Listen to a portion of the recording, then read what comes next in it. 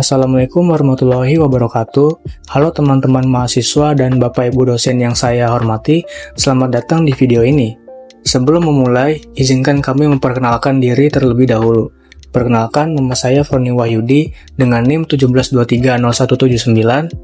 Nama saya Muhammad Riyanda dengan NIM 172300124. Saya Tahir Abdul Aziz dengan NIM 1723029. Nama saya Fadla Rudi Hartono dengan NIM 172300394. Perkenalkan, nama saya Idris Hadir Ali dengan NIM 172300172. Nama saya Judi Piranggara dengan NIM 172300520. Perkenalkan, nama saya Muhammad Adrian Sairam, NIM saya 1723004. Kami dari kelompok 8 Mitra Jidoka. Di video ini, kami akan memaparkan hasil proyek kami yaitu pembuatan database sekolah sebagai salah satu syarat dalam workshop dan uji kompetensi berbasis industri bidang sistem basis data. Pada proyek ini, kami menggunakan MySQL CMD untuk proses pembuatan database. Struktur database kami terdiri dari beberapa tabel berikut.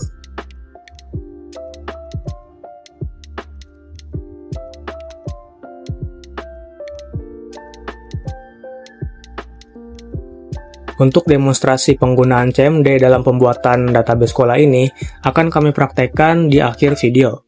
Dan untuk selanjutnya adalah penjelasan umum mengenai apa itu basis data yang akan dijelaskan oleh teman saya, Jody. Di sini saya ingin menjelaskan apa itu database, MySQL, dan tabel database. Yang pertama ada database. Database adalah kumpulan data yang terorganisir secara sistematis untuk memudahkan pengelolaan, pencarian, dan manipulasi. Biasanya database dikelola menggunakan sistem manajemen basis data atau yang disebut dengan DBMS, seperti MySQL, PostgreSQL, atau Oracle. Dan yang kedua ada MySQL. MySQL adalah sistem manajemen basis data relasional atau yang disebut dengan RDBMS, yang menggunakan bahasa SQL untuk menyimpan, mengelola, dan mengambil data. Kenapa kita menggunakan MySQL? Dikarenakan cepat, open source, dan mendukung banyak pengguna dan sering digunakan untuk dalam aplikasi web. Dan yang ketiga ada tabel database. Tabel adalah tempat untuk menyimpan data dalam basis data. Terdiri dari primary key atau identitas unik, foreign key untuk menghubungkan tabel satu dengan tabel yang lainnya. Lalu ada indeks untuk mempercepat pencarian data. Next, di sini kami membuat database untuk sekolah. Pengelolaan data yang baik menjadi kunci untuk memastikan operasional sekolah berjalan dengan lancar. Di sini ada 4 poin yang kami buat, yaitu yang pertama, pencatatan kehadiran, pencatatan nilai akademik, pencatatan jadwal pembelajaran, dan pengelolaan administrasi. Di sini saya akan menjelaskan tentang apa sih DDL dan DML itu. Dalam basis data, DDL atau Data Definition Language dan DML atau Data Manipulation Language adalah bagian dari SQL yang memiliki fungsi berbeda, yaitu DDL berfokus pada pembuatan struktur dan DML berfokus pada manipulasi data. Dalam hal ini, DDL digunakan untuk mendefinisikan dan mengelola struktur basis data seperti tabel, indeks, atau skema. DDL memiliki beberapa query seperti create, alter, dan drop. Sedangkan DML digunakan untuk mengelola data dalam tabel. DML juga memiliki beberapa query seperti select, insert, update, dan delete. Nah, selanjutnya saya akan menjelaskan nih tentang tabel apa saja yang sudah saya buat pada database ini. Tabel pertama yang saya buat adalah bernama tabel users. Tabel ini digunakan untuk kebutuhan login. Di dalam tabel users ini, saya membuat sebuah field bernama ID user bertipe integer dengan panjang 10 angka. Field ini berperan sebagai primary key pada tabel ini. Selanjutnya saya membuat field kembali bernama password bertipe varchar dengan panjang 30 huruf. Field ini digunakan untuk memverifikasi user yang hendak ingin login, seperti halnya pada ID user. Terakhir, saya membuat field bernama role bertipe enum dengan pilihan antara admin atau user. Field ini berfungsi untuk memfilter apakah seseorang yang hendak ingin login itu seorang admin atau user. Selain itu, saya juga membuat sebuah tabel bernama tabel admin. Tabel ini tuh berfungsi untuk menyimpan data diri seorang admin. Tabel ini juga digunakan untuk memverifikasi data diri admin ketika ia ingin login yang terdapat pada tabel users. Di dalam tabel ini, saya membuat 3 field utama, yaitu yang pertama adalah field bernama ID admin, bertipe integer dengan panjang 10 angka. Field ini berperan sebagai primary key pada tabel ini. Yang kedua adalah field nama, bertipe varchar dengan panjang 30 huruf. Field ini digunakan untuk menyimpan nama seorang admin. Dan yang terakhir adalah field bernama email, bertipe varchar dengan panjang 30 huruf. Field ini digunakan untuk menyimpan email seorang admin. Untuk pembahasan selanjutnya, saya akan menyerahkan kepada Proni Wahyudi untuk menjelaskannya. Baik, di sini saya akan menjelaskan proses pembuatan tabel kelas. Di sini saya menggunakan query create table, lalu nama tabelnya yaitu table_class, lalu buka kurung. Kemudian di dalam tabel kelas ini terdapat atribut ID_class, lalu tipe datanya integer, dan di sini saya buat panjang digit angkanya 10, lalu not null karena ini tidak boleh kosong, kemudian saya beri koma. Lalu untuk atribut yang kedua, nama _class, tipe datanya varchar, lalu untuk panjang karakternya saya buat 10.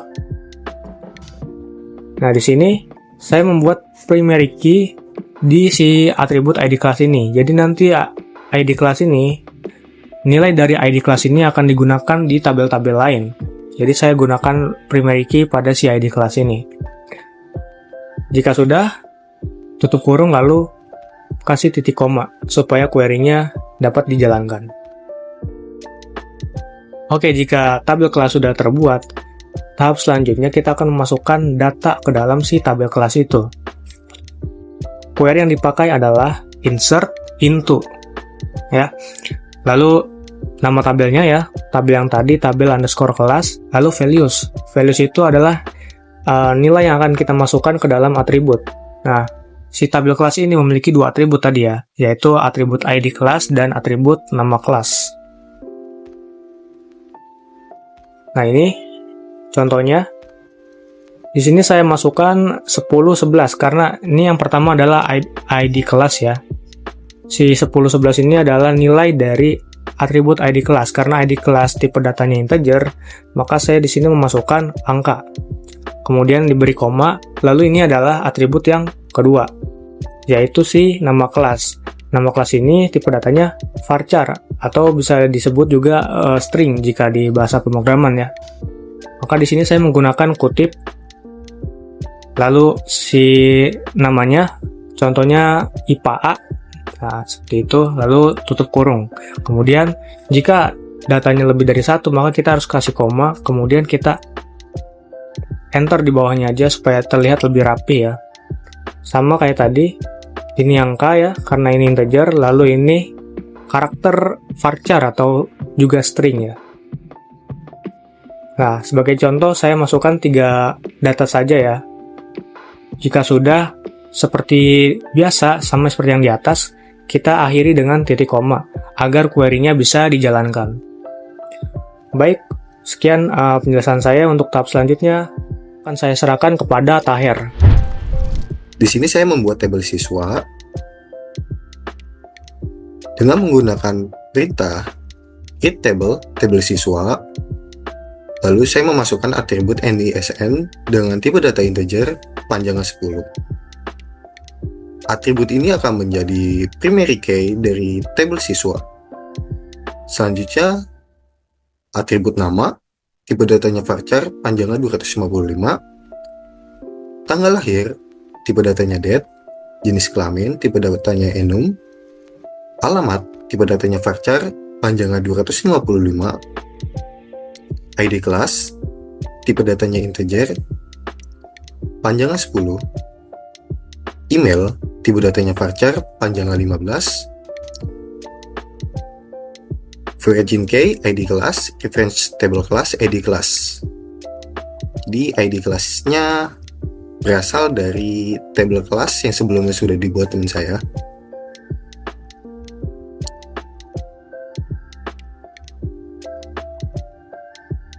Selanjutnya saya akan memasukkan data ke dalam tabel yang telah saya buat, yaitu tabel siswa, dengan menggunakan perintah insert into table siswa values. Di sini saya memasukkan data untuk NISN-nya 2130040 dengan namanya Ahmad Fauzan, tanggal lahirnya 2009 bulan 3 tanggal 31, jenis kelaminnya laki-laki, alamatnya Jalan Merdeka nomor 10, ID kelasnya 1011, dengan email ahmadfauzan31@gmail.com, dan saya juga menambahkan data satu lagi dengan NISN 213000573, namanya Indah Permata, tanggal lahirnya 2009 bulan 4 tanggal 27, jenis kelaminnya adalah perempuan, alamatnya Jalan Patimuran nomor 7, ID kelasnya 1012, dengan email indahpermata@gmail.com. Nah, tabel selanjutnya akan dibawakan oleh teman saya, Rudy. Lalu kita akan membuat tabel baru untuk mengenai mata pelajaran. Nah, ini kita membuat tabel baru menggunakan query ini. Dengan kita menggunakan kode mapel sebagai primary key-nya. Apabila kita telah selesai membuatnya, maka kita akan bisa dapat memasukkan data ke dalam tabel tersebut menggunakan query ini. Kita untuk implementasi ini kita hanya memasukkan 3 data saja. Nah, apabila sudah selesai, kita akan membuat tabel untuk nilai akademik siswa menggunakan query ini. Nah, kita akan menggunakan ID nilai sebagai primary key-nya. Nah, di sini kita menggunakan foreign key untuk mengambil data dari tabel mata pelajaran untuk kode mapelnya dan dari tabel siswa untuk NISN-nya. Apabila sudah selesai, maka kita akan masukkan data ke dalam tabel tersebut. Untuk bagian selanjutnya akan dijelaskan oleh teman saya, Idris. Di sini membuat tabel data guru. Untuk membuat tabel, pertama kita memerlukan perintah yang bernama create table diikuti dengan nama tabel, yaitu tabel data guru. Tabel ini berisikan kolom bernama kode guru bertipe data varchar dengan panjang nilai 5 bersifat primary key. Primary key merupakan sebuah kolom unik yang merupakan kolom yang berisikan kode unik yang mengidentifikasikan setiap baris dalam tabel tersebut. Selanjutnya ada nama guru bertipe data varchar dengan panjang nilai 255. Selanjutnya ada kode mapel bertipe data varchar dengan panjang nilai 5. Selanjutnya ada kolom kontak bertipe data varchar dengan nilai 15. Selanjutnya saya menggunakan for eigen key. For eigen key digunakan untuk menciptakan hubungan antar dua tabel. Dengan kolom kode mapel referensinya dari tabel mata pelajaran, kolom kode mapel. Selanjutnya memasukkan data ke dalam tabel menggunakan perintah insert into diikuti dengan nama tabel yang ingin dimasukkan data, selanjutnya dengan values. Jadilah insert into table data guru values yang berisikan kode guru, nama guru, kode mapel, dan kontak email dari guru tersebut. Sini saya akan membacakan datanya. Kode guru 4001, nama Budi Santoso, kode mapel 1010, email kontak email budisantoso@mail.com. 555 Rina Dewi 1020 rina.dewi@mail.com. 2417 Eka Widya 1050 eka.widya@mail.com. Selanjutnya membuat tabel kehadiran guru. Membuat tabel dengan perintah create table diikuti dengan nama tabel kehadiran guru. Terdapat kolom ID absensi guru dengan tipe data INT panjang nilai 5 dan bersifat primary key. Selanjutnya kode guru bertipe data varchar panjang nilai 5. Selanjutnya ada tanggal bertipe data date. Status bertipe data enum dengan inisialnya itu adalah H untuk hadir, S untuk sakit, I untuk izin, dan A untuk alpha. Selanjutnya ada for eigen key, kode guru, reference, tabel data guru, kode guru. Membuat tabel kehadiran siswa, create tabel kehadiran siswa. ID absensi siswa INT, ID absensi siswa, ID absensi siswa bertipe data INT yang nilai 10 bersifat primary key. NISN bertipe data INT yang nilai 10, tanggal bertipe data date, status bertipe data enum, login key dengan kolom NISN, reference table siswa, kolom NISN. Pertama kita buka aplikasi SEM-nya.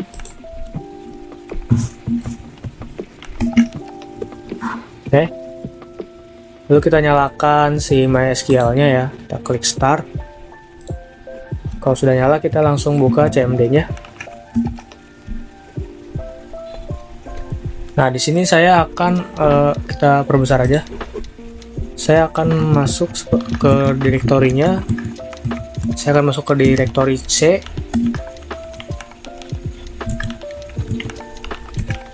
Folder SEM.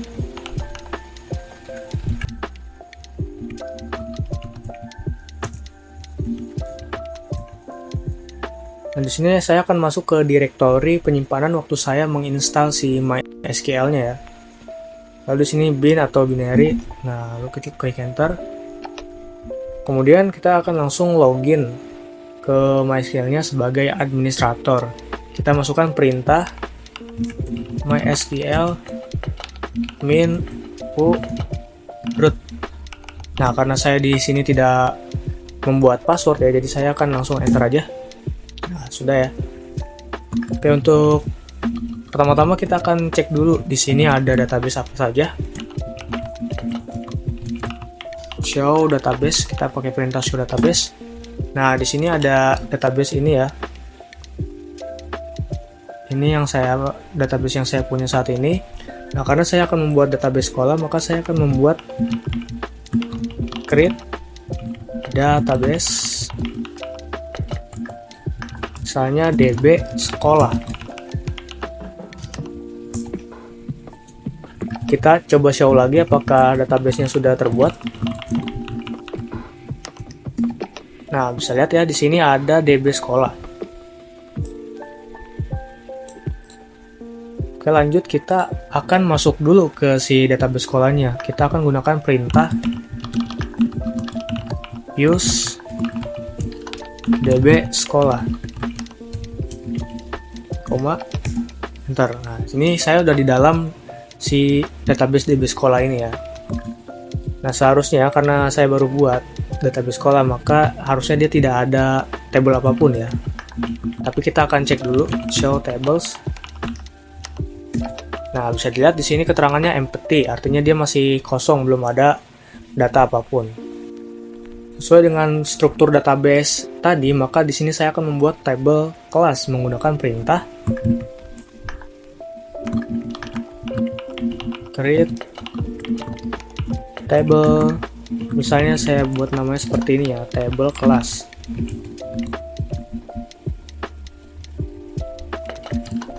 Buka kurung. Lalu untuk atributnya saya buat atribut pertama saya buat ID kelas dengan tipe datanya integer dan jumlah atau panjang digit angkanya itu saya buat 10. Lalu not null karena ini tidak boleh kosong ya. Lalu saya beri koma. Nah, untuk atribut yang kedua saya buat nama kelas, tipe datanya varchar. Lalu untuk panjang karakternya saya buat 10 juga.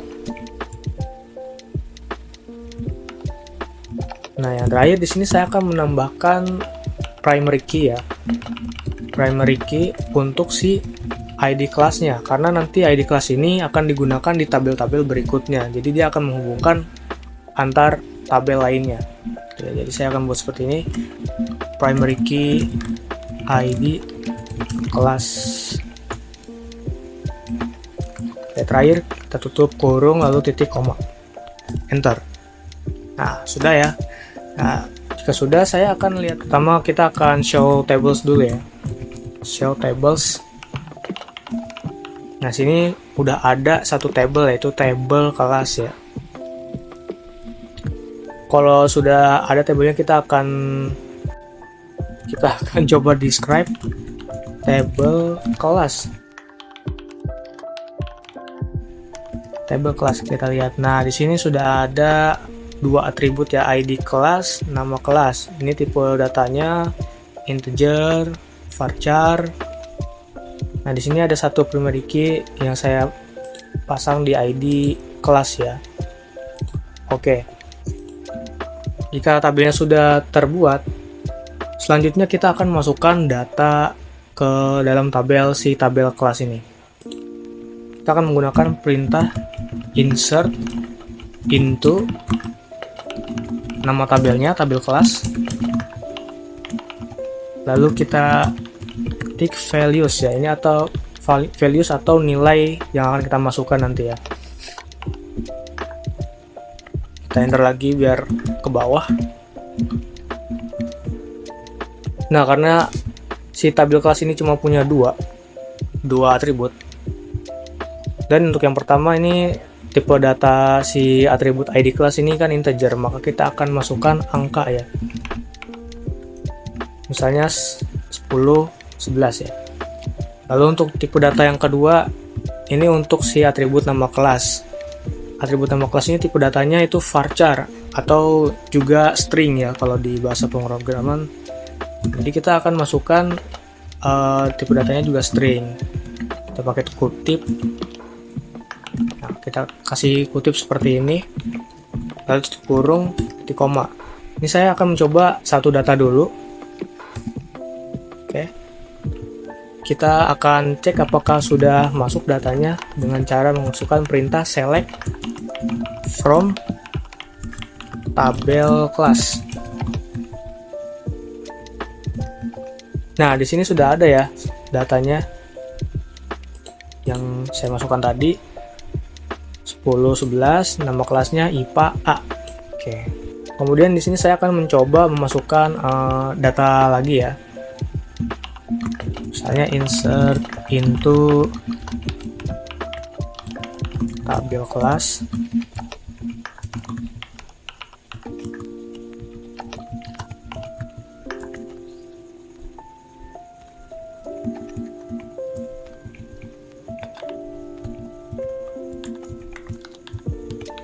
IPA tadi IPA udah, jadi kita buat IPA B,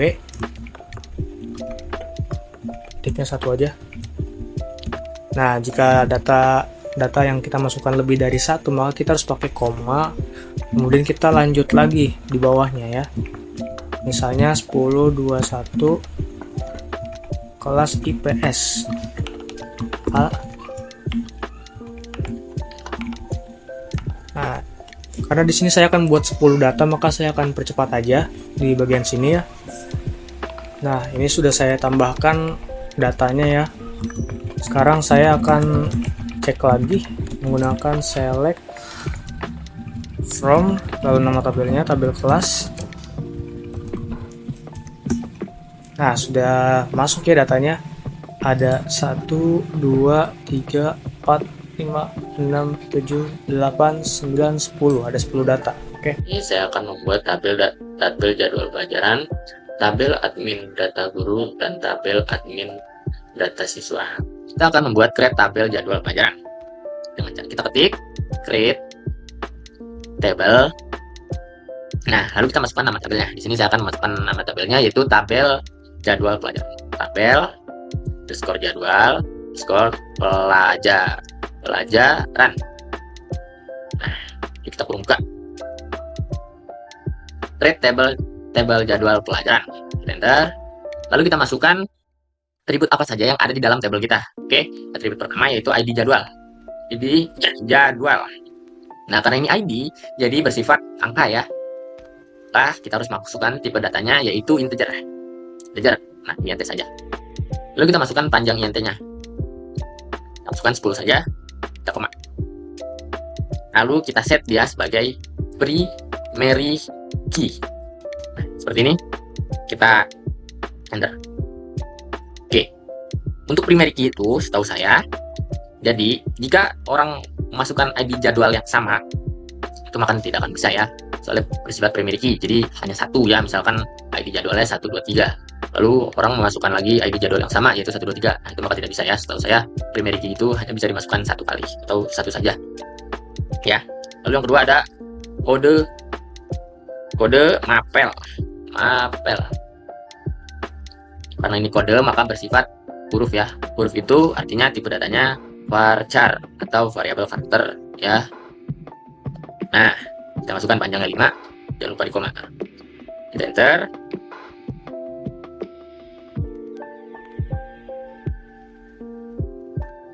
Kita akan foreign key ya. Foreign key ID guru, kode guru maksudnya, kode underscore guru. Nah, di sini kita akan reference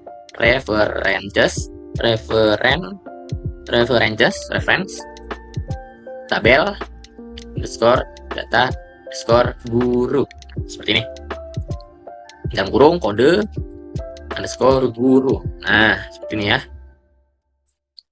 Reference itu setahu saya yaitu memanggil tabel data guru. Oke, kita enter.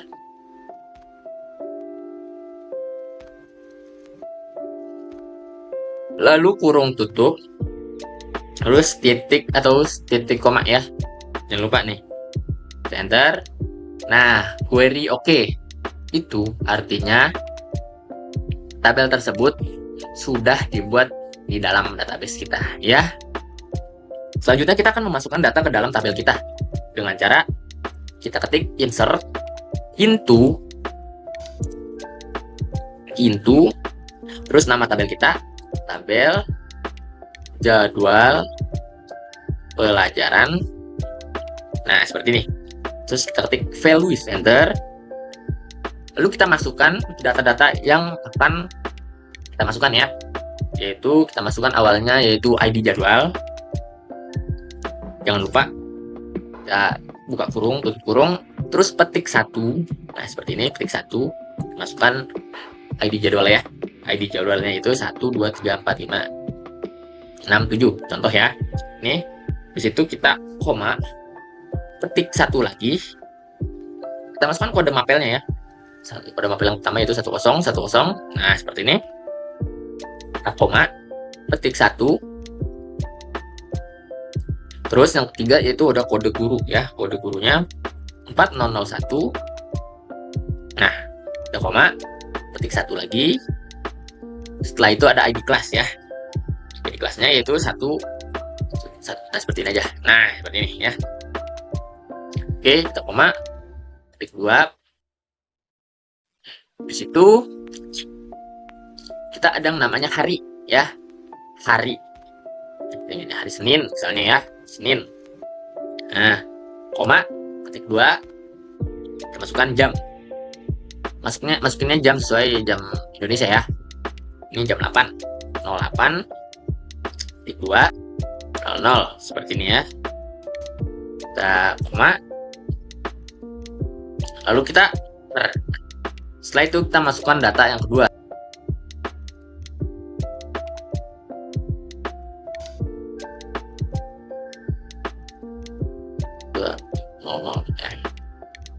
Nah, jika sudah, kita tidak pakai koma, kita harus pakai titik koma karena ini sudah selesai ya. Nah, jika sudah selesai masukkan data, oke, jangan lupa di akhirnya titik koma, lalu kita enter.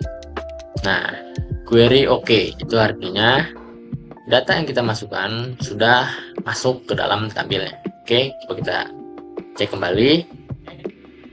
Nah, data tersebut sudah ada di dalam tabel jadwal pelajaran. Oke, selanjutnya kita akan membuat tabel admin data guru. Oke, kita cek dulu tabel-tabel apa yang ada di dalam database sekolah kita ya. So, tables ya, tables. Sip. Nah, ini adalah tabel-tabel yang ada di database kita. Tabel yang tadi saya buat yaitu ada tabel admin data guru, tabel admin data siswa, dan tabel jadwal pelajaran. Oke? Mungkin sekian saja penjelasan dari saya. Kurang lebihnya mohon maaf. Untuk selanjutnya, saya akan kembalikan ke Froni ya. Terima kasih. Baik, mungkin itu penjelasan dari kelompok kami tentang pembuatan database sekolah. Jika ada kekurangan atau kesalahan dalam penyampaian, kami mohon maaf. Wassalamualaikum warahmatullahi wabarakatuh.